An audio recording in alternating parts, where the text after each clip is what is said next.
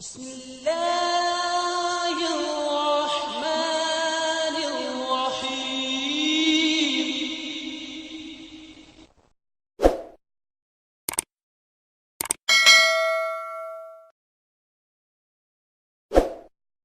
آخر میں حضرت مسیح موعود علیہ الصلوۃ والسلام کا ایک مختصر اقتباس میں پیش کروں گا۔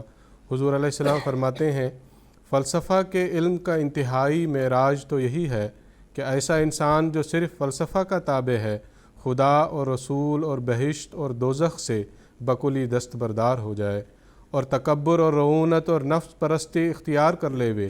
ان کے نزدیک اقرار وجود ذات مدبر بالارادہ صرف ایک وہم اور صوم و صلاۃ تضیع اوقات اور فکر معاد مجنونانہ خیال ہے۔ یہی ان کی تو رگ و پے میں وہ باتیں پھیلی ہوئی ہیں جو ایک پرزور انجن کی طرح ہر دم دہریت کی طرف کھینچتی چلی جاتی ہیں۔ اسلامی حکمت اور معرفت کا مرکز دائرہ وجودی باری اور اس کا مدبر بالارادہ ہونا ہے اور اس کا واحد لا شریک ہونا ہے، اور اسی کے مناسب حال ہمارے دین کے تمام مسائل ہیں، اور فلسفیوں کی حکمت اور معرفت کا اصل مرکز دائرہ دہریت ہے اور اسی کے مناسب حال ان کی تمام تحقیقات ہیں۔